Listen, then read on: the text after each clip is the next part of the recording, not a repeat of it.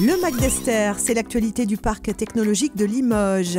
Chef de projet start-up, qu'est-ce que c'est? Réponse avec Damien Caffio. Esther Up, un nouveau bâtiment pour accueillir les start-up. C'est l'idée d'avoir un bâtiment dédié pour les entreprises innovantes et les start-up nous paraissait couler de sens. Et puis, les étudiants de l'ENSI ont désormais une option nucléaire dans leur formation de céramique industrielle. Donc c'est pour ça qu'avoir des connaissances dans les céramiques, dans leur mise en forme et dans leur propriété, c'est quelque chose qui est très important pour contrôler une réaction nucléaire. Le MAC d'Esther, c'est parti. Bonjour Damien, vous êtes le chargé de mission start-up d'Esther Technopole.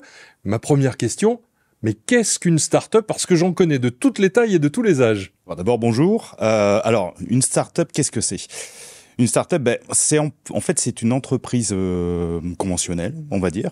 Là, particulièrement, quand on parle de start-up, on parle généralement d'innovation. Et en fait, c'est une entreprise qui peut être aidée, accompagnée, et surtout qui peut être financée à tous les moments de son développement. Donc, aujourd'hui, on parle de start-up, ce sont des entreprises qui ont moins de 5 ans, pour la plupart, moins de 5 ans, et qui ont un fort potentiel de développement.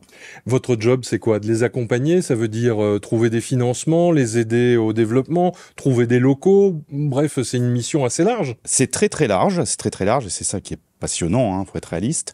On les accompagne sur le financement, bien sûr, mais pas que. On a la chance à Esther d'avoir une équipe aguerrie, donc on est capable de les accompagner aussi sur de la commercialisation, sur de la pré-industrialisation, sur l'industrialisation, bien sûr. Après, derrière, sur des choses qui sont plus marketing. Et enfin, on aide aussi pas mal les dirigeants. On fait beaucoup de coaching dirigeants. Soyons clairs, Esther Technopole n'a pas une valise d'euros à disposition. Ce n'est pas Esther Technopole qui finance les startups, mais vous savez où trouver les financements. Exactement. Alors, on va avoir plusieurs financements qui sont possibles. Il va y avoir comme on peut aller chercher à la région ou à la Banque publique d'investissement, la BPI. Mais après, derrière, il y a d'autres financements aussi qui sont du privé, des business angels ou après, derrière, des fonds d'investissement. Jusqu'où pouvez-vous aller? Parce qu'il s'agit d'accompagner, il ne s'agit pas de faire à la place du chef d'entreprise. C'est exactement ça. Nous, on est là pour les aider à trouver la voie. En fait, on n'est pas là pour faire leur place, mais on est là pour les aider à prendre des bonnes décisions pour après derrière être en accord avec la stratégie de l'entreprise. Une start-up accompagnée, c'est une start-up qui dure et qui se transforme après? Normalement oui. En fait, un taux de réussite. Il y a un taux de réussite favorable. Exactement.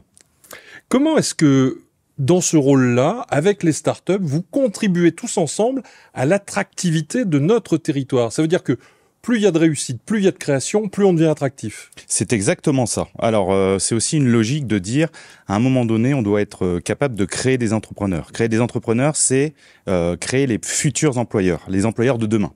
Donc, réussir, en fait, nous, notre mission d'accompagner les startups, c'est avant tout de travailler pour demain, avoir des emplois sur le territoire et donc de ramener les meilleurs profits sur le territoire. Merci Damien d'être venu sur le plateau du MAC d'Esther.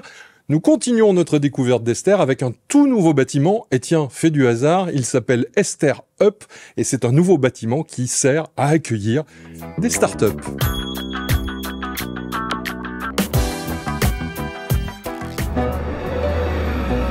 Esther Up est un bâtiment pour accueillir de nouvelles entreprises innovantes dans les secteurs de la santé, du numérique et de la cybersécurité, des céramiques et des traitements de surface, de l'électronique, de la photonique, de l'eau et de l'environnement, mais aussi de l'agroalimentaire.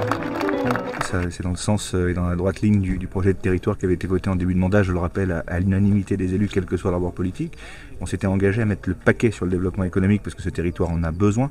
Ce territoire a besoin de recréer de la richesse. Il a été, vous le savez, fortement désindustrialisé. Il a perdu son statut de capitale régionale, donc la création d'emplois est essentielle.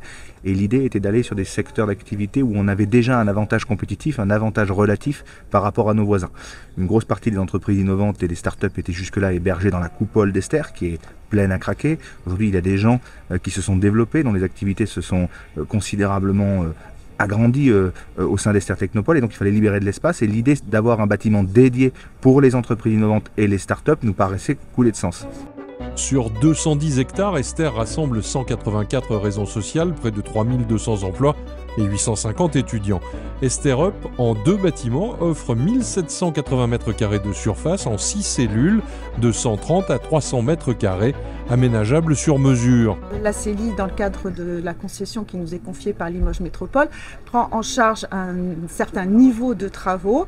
Si on est sur quelque chose de beaucoup plus techniques, beaucoup plus coûteux, qui ne relèvent pas du classique, je dirais, en termes d'aménagement de locaux. À ce moment-là, ce sont les entreprises qui prennent en charge. On passe de la start-up sous la coupole à l'entreprise dans l'hôtel d'entreprise et ensuite le départ possible. Avoir un parcours pour les entreprises. Et le deuxième point, c'est comme la technopole devait être refaite. Je connais les difficultés de faire travailler les gens en secteur occupé. Et la rénovation en secteur occupé, donc le fait de construire, offrait et offre encore, au moment où les travaux vont pouvoir s'exercer sous la coupole, le fait d'héberger une ou deux start-up supplémentaires pour dégager plus facilement l'espace qui doit être rénové dans la coupole. Nous avons accompagné depuis le début du mandat, en accompagnement direct, la création de près de 1300 emplois, c'est-à-dire plus que ce qui a été détruit par la réforme territoriale. Et cet exemple de ce bâtiment start-up dédié, qui permet de libérer de l'espace à Esther, qui permet d'être dans une organisation optimum de l'espace économique du territoire, en est une parfaite illustration. Les bâtiments Esther Up intègrent les normes de performance énergétique et environnementale de la réglementation environnementale 2020. Le coût global de cet investissement s'élève à 3,2 millions d'euros financés par la CELI dans le cadre de sa concession d'aménagement du parc.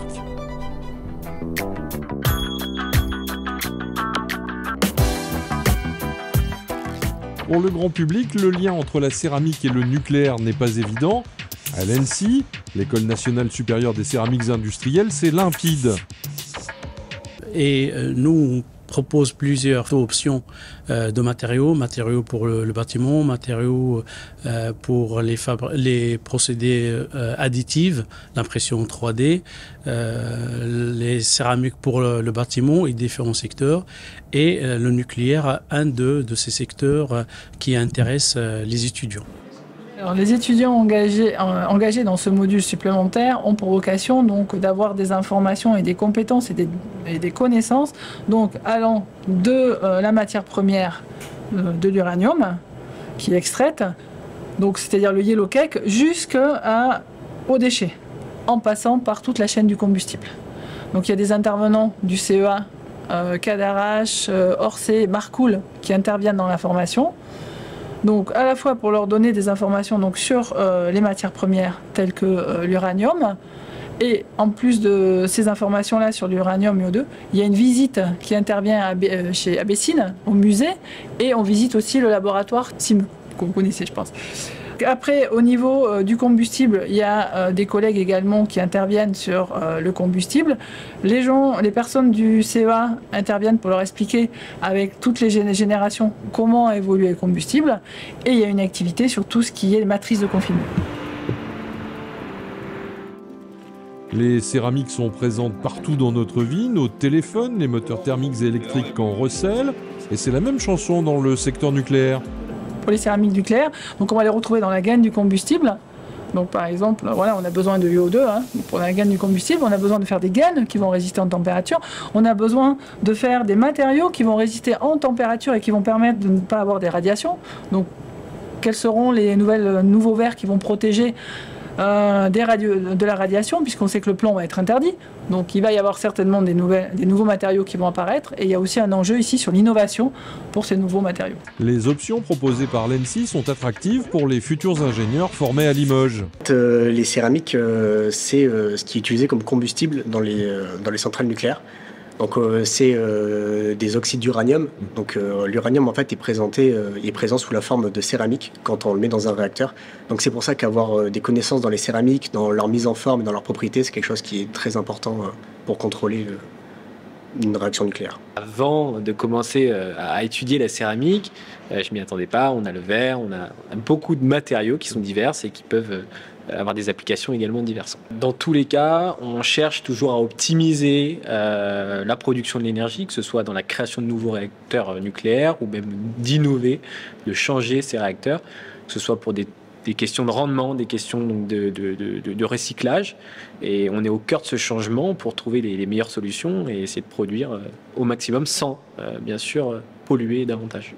Cette filière-là, tu as quand même certaines bases en céramique qui peuvent te permettre, oui, d'aller dans le nucléaire, puisque, comme le disait très bien Noé, les combustibles sont des combustibles céramiques. Donc oui, c'est sûr, il y a quelques bases. Après, c'est vrai qu'il nous manquera toujours d'un peu de connaissances, mais on pourra apprendre et on aura quelques bases qui vont nous permettre d'aller dans ce domaine-là. Les domaines d'activité sont tellement larges qu'on a le choix d'aller, que ce soit par exemple dans l'extraction de matériaux pour le nucléaire, mais on peut aussi aller sur le traitement des matières, sur les capacités de dépôt de la matière également. On est très large sur les procédés et sur les matériaux qu'on peut utiliser. Les industriels du nucléaire, discrets, sont très impliqués dans les écoles d'ingénieurs. Leurs besoins en personnel sont très importants. Parce qu'ils trouvent de l'intérêt et on a plusieurs voies de collaboration. Ça commence par les stages en 3e année déjà, première année de cycle d'ingénieur, où donc nos étudiants passent 1 mois de stage de découverte.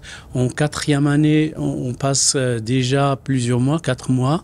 Et en 5e année, nos étudiants, on passe l'équivalent d'un semestre et avec une fonction d'ingénieur. Donc on l'appelle d'ailleurs un stage ingénieur où nos étudiants travaillent sur des projets équivalents de ce qu'un ingénieur peut faire ou projet qui peut l'ingénieur sur place mener à bien. Toute la filière nucléaire se trouve, après une décennie difficile, en pleine relance, de l'extraction à la production d'énergie, sans oublier le retraitement des déchets. Oui, de la recherche minière, puisqu'il y a un enjeu très important chez Orano, c'est-à-dire d'aller rechercher de l'uranium à la fois donc, dans les pays d'Afrique du Centre, mais aussi à la fois en mer, d'aller récupérer de l'uranium. Et au niveau des débouchés, il y a un fort débouché donc, sur tout ce qui est le confinement des déchets. C'est une activité pérenne d'ici 50 ans. Et en plus, donc, il y a aussi le laboratoire CIGEO en test, donc à 500 mètres sous sol. Et à titre d'exemple, on peut travailler donc sur la revalorisation de cette argile pour la remettre dans des conditionnements de déchets. Tous les ans, l'école d'ingénieurs NC-LENC ouvre ses portes et son actualité est à suivre sur ses réseaux sociaux.